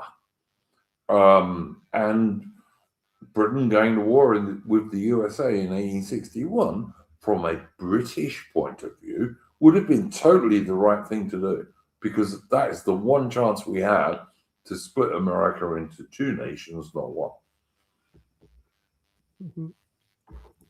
But that's all I'm trying to say. I'm not having a go at Aaron. I mean, I myself don't actually like slavery. I think it's a bad idea. But you know what? That's not a major deal in terms of history. I also say you're saying like the moral side of things. I think it is worth considering though, because like in the Revolutionary War, you know, the British forces then, the Loyalist forces, they didn't really like the idea of killing the colonists who they viewed as their own people. So there was a lot more hesitation on their part then. But like, whereas, say, if Britain entered the Civil War, I think that a lot of that hesitation would have been gone. I'm sorry, I didn't quite understand what you were saying there, Farron. Just sort of like how Britain being involved, you know, in the Civil War at this point, I think they view the colonists as more foreign than they did during the Revolutionary War. Yes. Yeah. So, yeah. So there's going to be, sure. Yeah. There's not going to be quite so much hesitation there in actually carrying out a war. Yeah. In some ways, you would see that there'd be far more sympathy in a way with the South, because they were regarded as they were called on their English heritage a lot more than say the North, which the North, because obviously particularly the Irish element there and the Irish the Fenian element would have been seen as the more of the enemy, whereas the South would have been seen as very much more of the sort of fellow Anglo-Saxons, as it were. Yeah. Yeah, no, I think all of that is completely fair from Aaron and Theron. I mean, also, don't forget the Southerners were the Cavaliers, basically. The people who populated the southern states of the USA were mostly loyalist, royalist types, whereas it was the levelers and the extreme Covenanters and all these people who went to the north of the USA. In fact, they were deliberately chucked out pretty much in the later 1600s. Yeah, and actually, one of the things that's building up in the South, culturally speaking, and from sort of the 1820s up until the 1860s, is their own Romanticist movement. And one of the things they're doing is they're looking back to the English Civil War period and to the medieval period. And so there's a sort of cultural connection there between Britain and the South, where they're both looking back. So, for example, Sir Walter Scott's novels are really popular in the South. So looking back to the Royalists and the Jacobites, really strong sort of sense there, and also particularly Ivanhoe. That's a very, very popular novel in the South in the antebellum period, and so sort of the sort of links to the old country, as it were, are very strong there, particularly among the planter class who are the political, who make up the politicians and the leaders of the South. That sense of sort of kinship with Britain is very, very strong in a way that is not so much true with the North, outside sort of the Mayflower people. But even there's obviously the being on the other side of the English Civil War, where you've got which leads to a sort of what's it called? It's sort of a distance, as it were, in a way that doesn't exist between, say, a planter and a English aristocrat. Yeah, no, absolutely, Aaron. If you read Albion Sea, for example, which is an excellent book, big long book, but an excellent book. The northern eastern states are basically they're Puritans who go settle there, and many of them, as I say, were pretty much deliberately encouraged to fuck off, basically. Whereas the southern states are much more loyalist and for the king. And, in the American War of Independence, the Brits were holding on to the South long after they were not in the North, Yeah, because that's, I mean, Virginia also has like Southern gentry. Like you get guys like Thomas Jefferson, and as well as Robert E. Lee.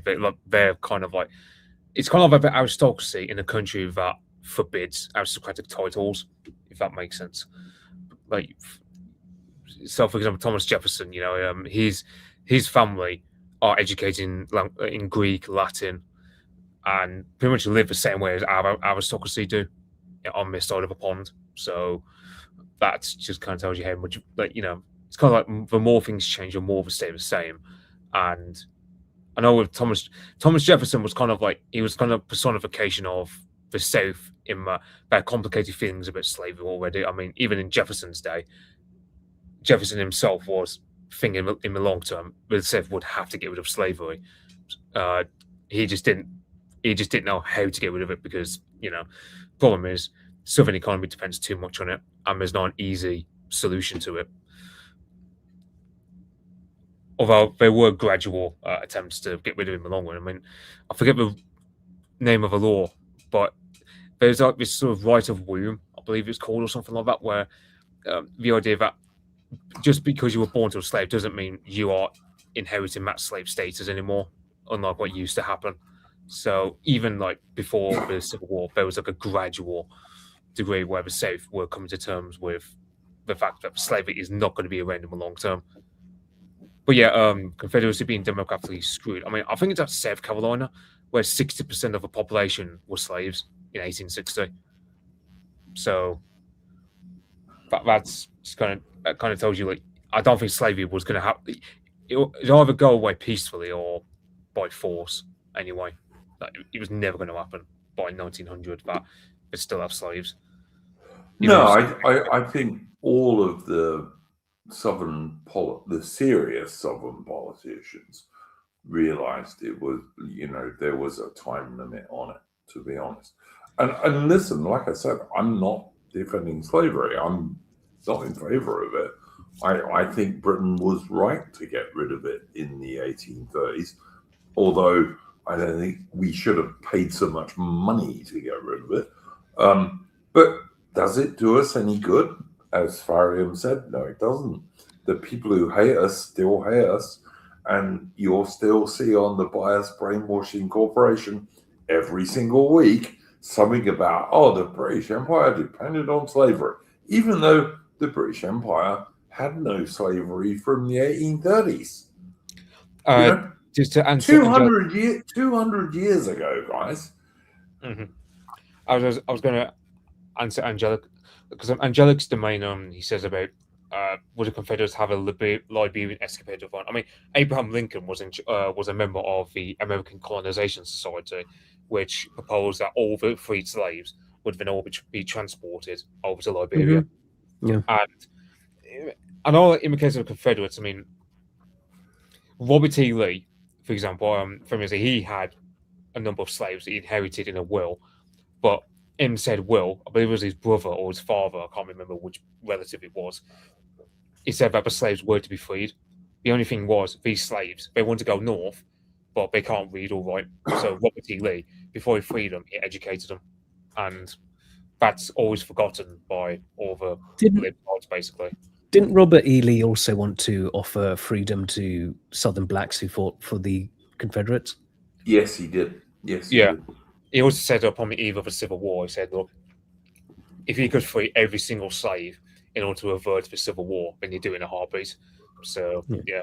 And so, Robert E. Lee, he died in 1869, but I can imagine someone of his character probably would have taken over as Confederate president after someone like Jefferson Davis, or perhaps a few elections after him. So I go 100%, Mitch. Almost certainly, I think. That is something like that these days. The sort of, it's portrayed like all the pro-slavery sort of side of things. They were just evil. They just wanted to oppress black people. That's all it was. They just really hated them and just wanted to oppress them. And really it was just, basic economics at the time. There wasn't any sort of that hatred that sort of now attributes to them. Yeah, no, I think you're right, Farhan. I do. Just to say that Liberia, having brought up Liberia, it's interesting to consider what would happen to Liberia itself, because it is largely defended by the United States through the course of the 19th and 20th centuries. And possibly that would have been sort of partitioned out of existence, because the British and French was very much repeatedly attempting to sort of get land from Liberia. And so you might have certainly seen it reduced in size, but it may also have become had a working relationship with the Confederates, Aaron,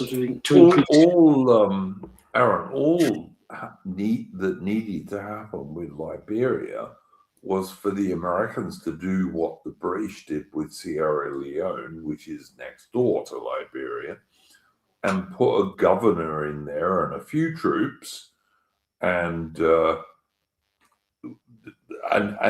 make that the haven for American slaves. That's what Sierra Leone was. All the slaves that the Royal Navy West Africa anti-slavery squadron freed were sent to Sierra Leone. But unlike Liberia, Britain put a governor in there and a few troops and ran the place properly. Whereas what happened in Liberia was the Americans sent free slaves there, and the first thing the former Black American slaves did in Liberia was enslave the local Africans. That's the first thing they did. It's ridiculous, but it is what happened.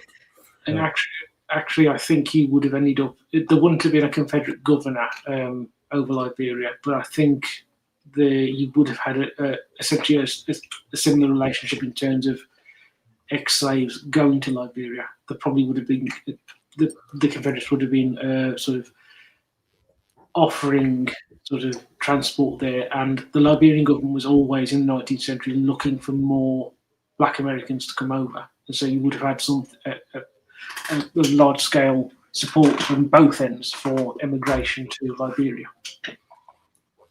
Yeah, but it's worth pointing out that the Black Americans who went to Liberia, the first thing they did was enslave the local Black Africans. Yeah. First thing they did. Which gives the nonsense to the whole slavery argument, really. But yeah, they were just returning to tradition. Yeah, because there'd always been slaves in Africa. Yeah. It wasn't a white thing to enslave people. All of human history, up until the British in the early 19th century, all of human history had slavery of all races. It was just the normal way to be. The Greeks, the Romans, the Egyptians, everybody had slavery, and it was a big deal in Africa. You could actually view it as like revenge. The African Americans coming back because their ancestors lost and were enslaved, and it's like now the foot's on the other shoe, now the shoe's on the other foot. Yeah, we're going to enslave you because you enslaved us. Because like the Ashanti Empire, for example, in Ghana, was a slave empire. An African slave empire where Africans enslaved other Africans. Who the hell do all these idiot black people think sold the slaves to the European slave ships? They think white people went out with nets into the jungle. Yeah. Well, no. Prisoners of war, etc., were sold by other Africans. But I mean, if it hadn't been for slavery, they'd have just been eaten. So, yeah, I think they got the good end of the deal with that. Well, yeah, maybe. But yeah, but the point is, it's all hypocrisy. It's just ridiculous. And like I said, Britain got rid of slavery almost 200 years ago now. And slavery was never legal in Britain, really. No. A British judge in the 18th century said the air of Britain is too free for slaves. We never had any. Almost none. You know, like maybe one or two in the Tudor period and the 15th century, but I mean, hardly any. they weren't, even then they wouldn't have been, they weren't supposed to have them as slaves. No, You know, it's like today, strictly like speaking, it was illegal. it's like today, we have plenty of slaves in certain communities. They're not supposed to, but you know, Yeah. things slip through. Oh, and have a look at the rape gang inquiry by Rupert Lowe and Restore Britain on X on Twitter. You'll see quite a lot of working class British white girls who were basically treated as slaves by Pakistani immigrants. Some of them were even branded. Mm-hmm. This stuff gets on my nerves, all right? It really does. This is why, like I say, I'm real politic. You know? Yep. I get what Aaron is saying, but I don't think those guys were right. Just to respond to Angelica's domain brings up an interesting point, because the Indian territory on the map there, that's where those Indians are, and they are the civilized tribes. So these are tribes that have, in the previous, between American independence in 1783 and 1861, they have had their languages codified, they have dictionaries, they have newspapers, they are taking on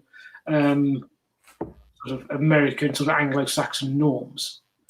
And so it's quite likely there would have been reservations, but the reservations would have been far more, would have looked less like the reservations as they become in the West that we know, more like, in some ways, like the princely states in India, where it would have been the individual Indian tribes would have governed things, but they would have been under a sort of overarching Confederate sort of ombudsman, as it were, sort of making sure things don't get out of hand.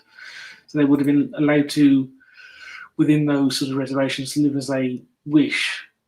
But at the same time, these were the tribes, as I mentioned, there were known as the 5 civilized tribes. So these weren't like the Comanche or the Apache. These are people who many of them lived in houses. They dressed in sort of Western clothes. So they would have been given a degree of self-government or autonomy within that land, and they wouldn't have looked like the Indians do in, say, the 1880s, 1890s.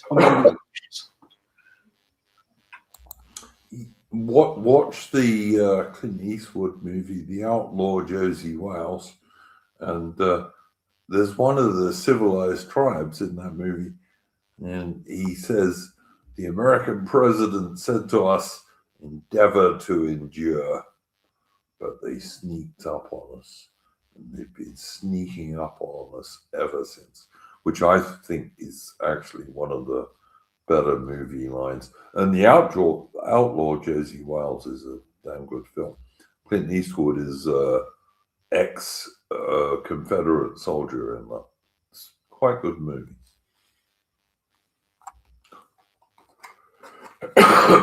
But anyway, yeah, I final thoughts, gentlemen. Aaron, this was your stream, really. Final thoughts, mate? Yeah, I think if Britain had gotten involved in the American Civil War, the Confederacy would have won its independence, and the Union would have been forced to give up pretty much all. If you look on the map here, all the territory in grey, the Indian Territory, the New Mexico Territory, bits of Southern California, Kentucky, and probably West Virginia, and it would have been a British ally, and Mexico more certainly would have, if the French had gone involved, would have ended up under French indirect control, or if the French hadn't gone in control and come in, and you still had the French defeat in 1870, Mexico may well have gone under Confederate control. So yeah, the United and with the sort of the Confederate independence, there's not going to be a reunification.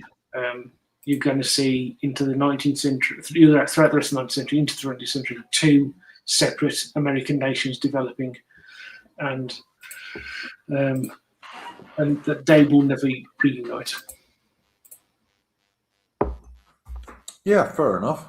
Mitch, any final thoughts, mate? I've not got much. I would just, yeah, as mentioned earlier, I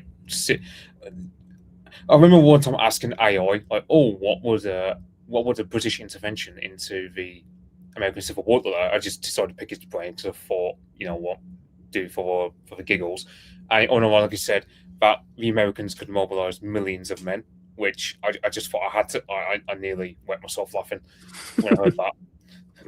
You know, they were having trouble supplying 500,000 guys, let alone millions. But hey, and yeah, I mean, that is the common in a lot of American thought these days, is that war is just having a rifle, and that's it. You know, you've got a rifle. Well, that's all you need for war. Well, it's a bit more to it than that. Yeah, and Mitch is entirely correct. The Americans were struggling to supply 500,000 men. They couldn't have made it more. Yeah. And none of those troops were especially well trained, it has to be said. But yeah. Yeah, I just said it was Angelic Stiman. I mean, one thing I'm planning on doing, and sometimes have like doing streams on my own channel where we'll just be a bit of stuff about American Civil War and basically stuff that's not British history, because British history, of course, that's for dupes Wednesday streams. But like, I'd be up for doing like my own sort of stream series, just talking about guys like Stonewall Jackson. That would be interesting, Mitch. That would be interesting. But also bear in mind, if Britain goes to war in 1861, the American East and West Coast are totally blockaded. So all American trade ceases. So anything they need to import, they don't get. Yeah, because it's like you had Confederate because the Confederate states were blockaded, and what really screwed over Confederacy on the home front was the fact that the Southern planters refused to stop growing cotton, and for favor of growing actual food. That's one thing. Like so on one hand, I can have my own opinion about Jefferson Davis in terms of how much he politically interfered with the army, but in terms of home front, I mean, the fact that the Confederacy lasted 4 years despite such glaring issues on the home front, let alone dealing with Ulysses S. Grant later on, I mean, there's a sort of testament to Jefferson Grant in a political sense, even if I don't like how much he interfered with the army. But then again, Lincoln did that a lot, and it took Ulysses S. Grant coming to the fore for that political interference to not be a massive factor anymore. 100%, Mitch. Tharium, any final thoughts? It's just one of those things again where just the spiraling effects that we'd have today, history would just have taken such a different course. Like if America wasn't what it is today. Just one of those, yeah. Another one of those sort of probably a missed opportunity again. Looking back, but yeah. Yeah, that's my view, 100%, to be honest. Aaron, would you like to plug your channel, sir? Yes, thank you. So my channel is Aaron James Hook on YouTube. I've got a couple of things going on. My ongoing podcast called The Officer's Mess, where I'm reviewing with my friends Henry West and Meta the TV show Sharp. We did last Wednesday just gone. We did Sharp's Battle, and next week we're doing Sharp's Sword. And I'm also going to be starting up a new podcast called the Cheap Seats Podcast, where myself and various guests will be doing film commentaries on particular films. But that won't be starting until March. But that's something I'm looking forward to doing. Look, I've been a guest on Aaron's channel a couple of times, 2 or 3 times. Aaron has an excellent channel, particularly if you're into books and also to some degree movies and this kind of stuff. Aaron's a really good guy. He's an actual descendant of Henry Hook, VC, from Rorke's Drift, which if I was, I'd make a big deal out of, but Aaron doesn't. But yeah, Aaron's got a great channel. Do go and subscribe to his channel. Mitch, anything you want to plug, mate? Yeah. I mean, as for like this channel idea, I'm still debating as to whether to get a new Twitter account for the sake of that, just because my Twitter is ridiculously shadow banned. But yeah, I've got like plenty of books on my Z library, and also books on my bookshelf. So let's say for argument's sake, I don't know, it could be like a month from now before I get wheels off on the whole doing a stream series of it, the guys like Stonewall Jackson, Nathan Bedford Forrest. I think the only guy I won't do as much is because Robert E. Lee, but that's because Apostolic Majesty and Charlemagne did a stream about him, which I would recommend. Cool, mate. Anything Mitch makes, I will definitely watch. And if I know anything about it, which if it's about the American Civil War is not much, I'll join him. Tharium, anything you would like to plug, sir? Not at the moment. Thanks for having me. You are always most welcome, Tharium. All right, guys. I think we've covered this, and I think we pretty much agreed that if Britain goes to war in 1861, Lincoln and the Federals are pretty fucked, which would have been a good thing as far as I'm concerned. But then I'm no fan of Lincoln and the Federals. All right.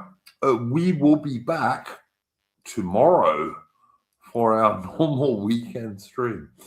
And we're going to be talking tomorrow about the Rupert Lowe rape gang inquiry, which all of the British mainstream media is pretty much ignoring.